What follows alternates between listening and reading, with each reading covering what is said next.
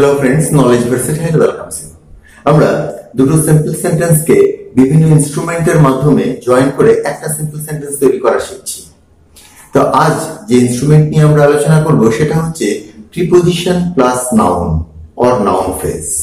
অর্থাৎ দুটো সিম্পল সেন্টেন্সকে জুড়ে একটা সিম্পল সেন্টেন্স তৈরি করব কিসের সাহায্যে? না, নাউন প্রিপোজিশনের পর নাউন বা নাউন ফ্রেজ দিয়ে, অর্থাৎ preposition with noun or noun phrase.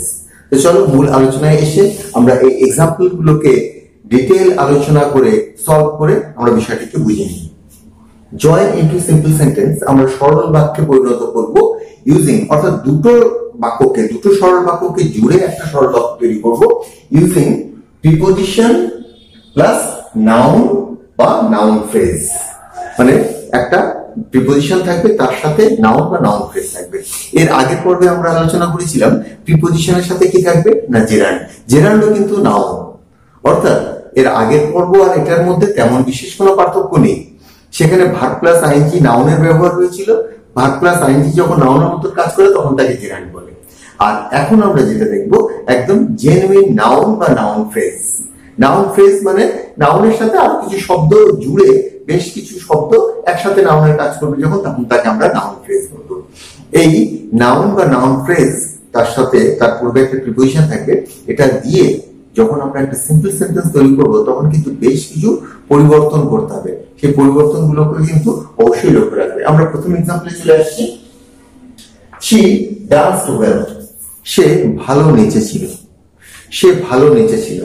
এখানে ডান্সটা হচ্ছে তোমার ভার্ব রয়েছে, তারপর ওয়েল যেটা এটা তোমার অ্যাডভার্ব। সে ভালো নেচেছিল। I was pleased, আমি মুগ্ধ হয়ে গিয়েছিলাম, আমি আনন্দিত হয়ে গিয়েছিলাম। তো এখানে যে ঘটনাটা পরে ঘটেছে সেটাকে কিন্তু তোমার আগে লিখতে হবে। আমি মুগ্ধ হয়ে গিয়েছিলাম তার নাচে। কিভাবে লিখবে? I was pleased, I was pleased, pleased এর সাথে বা displeased এর সাথে at প্রিপোজিশন বসে, সেটা ফিক্সড, অর্থাৎ এটা fixed preposition. I was pleased at, এবার she রয়েছে, she যে ওয়ার্ডটা রয়েছে, প্রোনাউন রয়েছে, এর পজিটিভ অ্যাডজেক্টিভ ফর্মটা তোমার নিয়ে আসতে হবে। এর পজিটিভ অ্যাডজেক্টিভ হচ্ছে she থেকে আসবে her, I থেকে হবে my, he থেকে হবে his, they থেকে হবে their। অর্থাৎ আমাদের পজিটিভ অ্যাডজেক্টিভ ফর্ম যেটা প্রোনাউনের সেটাতে নিয়ে আসতে হবে। I was pleased at her। এবার দেখো ওয়েল ডান্স আমরা লিখতে পারি না, কারণ ওয়েলটা হচ্ছে তোমার অ্যাডভার্ব। আমাদেরকে এটাকেও অ্যাডজেক্টিভে নিয়ে আসতে হবে, সেটা হচ্ছে গুড, গুড ডান্স। তো গুড, নাইস, ওয়ান্ডারফুল এগুলো লিখতে পারো, অর্থাৎ তোমাকে অ্যাডজেক্টিভ তৈরি করতে হবে। তো এখানে বেশ কিছু পরিবর্তন হলো।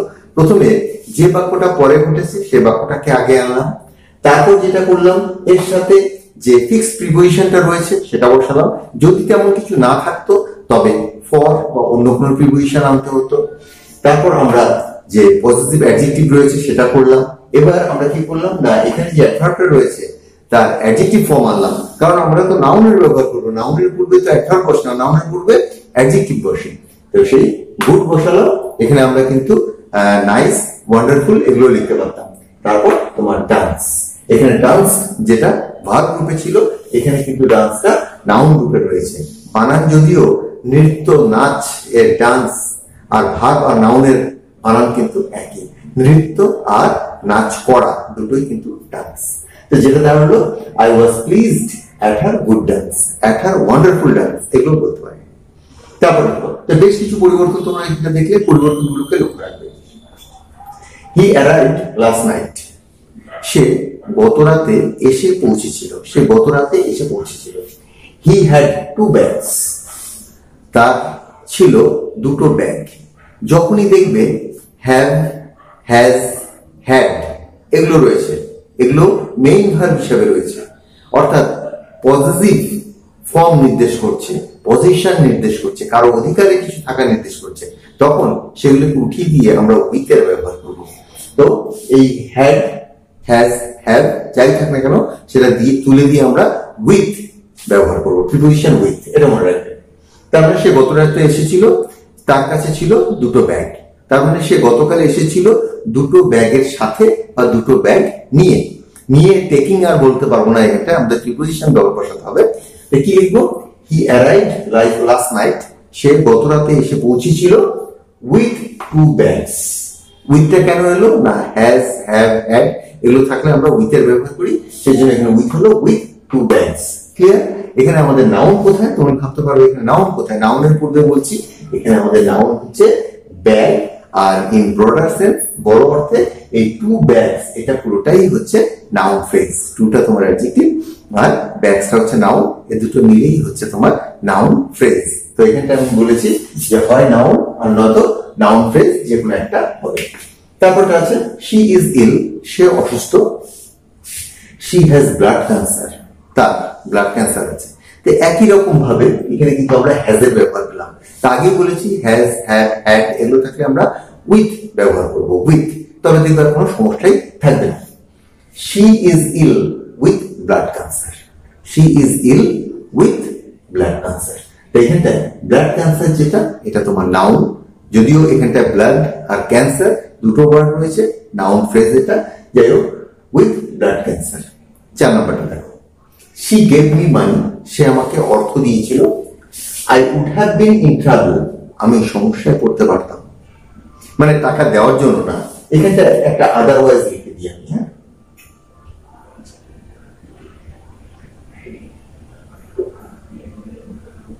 আদারওয়াইজ লিখলাম মানে আর নয়তো, মানে সে আমাকে অর্থ দিয়েছিল আর নয়তো আমি সমস্যায় পড়তে পারতাম। তো এখানে এই আদারওয়াইজ এইটা কিন্তু সবসময় থাকবে না।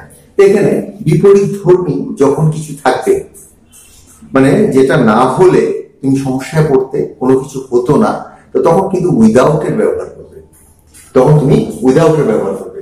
I would have been in trouble without, without কি এবার তোমাদের লিখতে হবে। I would have been in trouble, আমি সমস্যায় পড়তে পারতাম, আমি সমস্যায় থাকতাম, আমি সমস্যায় পড়তাম। উইদাউট ছাড়া, এই উইদাউটটা কিন্তু যখনই দেখবে যে বিপরীত কিছু, কোনো কিছু ছাড়া আমি বিপদে পড়তাম, তখন আমাদের কিন্তু উইদাউট এর ব্যবহার করতে হবে। উইদাউট, এবার যে হি রয়েছে তার পজিটিভ অ্যাডজেক্টিভ ফর্ম যেটা, সেটা আমি ইতিমধ্যেই বলেছি। হি থাকলে ইজ, আই থাকলে মাই, দে থাকলে দেয়ার, শি থাকলে হার ইত্যাদি। এর আগে আমরা একটা দেখেছিলাম, এখানে শি ছিল, এখানে হার রয়েছে। তো এখানটা আমরা হিজ, তার মানি, হি গেভ মি মানি, তার অর্থ, এখানে আমরা মানিটা সোজাসুজি বসিয়ে দিলাম, his money. I would have been in trouble without his money, তার অর্থ ছাড়া, তার টাকা পয়সা ছাড়া আমি সমস্যায় পড়তে পারতাম। যদি বলতো he helped me, I would have been in trouble, তখন বলতাম I would have been in trouble without his help, তার সাহায্য ছাড়া। নেক্সট সেন্টেন্সটা দেখো, দে রিটার্নড সেফলি, তারা সুরক্ষিতভাবে ফিরে এসেছিল, তারা সুরক্ষিতভাবে ফিরে এসেছিল। ফাদার ওয়াজ হ্যাপি, বাবা খুব আনন্দিত হয়েছিল, বাবা খুব সুখী ছিল এই ঘটনাটাতে। তো এবার কিন্তু আমরা ফরের ব্যবহার করব। Father was happy, father was happy, যে ঘটনাটা পরে ঘটে সেটাকে আমাদের আগে লিখতে হয় ফর। এবার দেখো আবার আমাদের কিন্তু এর পজিটিভ অ্যাডজেক্টিভ ফর্ম লিখতে হচ্ছে। দে পজিটিভ অ্যাডজেক্টিভ ফর্ম কি হবে? দেয়ার, দেয়ার সেফলি, এখানে অ্যাডভার্ব রয়েছে, এখানেও আমরা অ্যাডভার্ব পেয়েছিলাম, সেটাকে আমরা অ্যাডজেক্টিভ করেছিলাম, এটাকেও আমরা অ্যাডজেক্টিভ করব সেফ, কারণ আমরা তো শেষে নাউন ব্যবহার করব। সেফ রিটার্ন, তাদের যে ফিরে আসা, রিটার্ন ভার্ব এবং নাউন দুটো কিন্তু একই স্পেলিং, একই বানান। তো এখানে যদি অ্যারাইভ থাকতো, ধরো দে অ্যারাইভড সেফলি, তখন আমাদের এখানে লিখতে হতো কিন্তু কোন একটা অ্যারাইভের নাউন ফর্ম আছে, তখন লিখতে হতো অ্যারাইভাল, তখন লিখতে হতো father was happy for their safe arrival. Arrival মানে অ্যারাইভের নাউন ফর্মটা আলাদা, কিন্তু রিটার্নের যে নাউন ফর্ম সেটা রিটার্ন। তো কি দাঁড়ালো? Father was happy for their safe return, তাতে সুরক্ষিত প্রত্যাবর্তনের জন্য বাবা খুশি ছিল। He gave me a basket, সে আমাকে একটা ঝুড়ি দিয়েছিল। ইট ওয়াজ ফুল অফ ম্যাঙ্গোস, এটা আমে পরিপূর্ণ ছিল। এবার খেয়াল করে দেখো যে সে আমাকে একটা বাস্কেট দিয়েছিল, এটা আমে পরিপূর্ণ ছিল।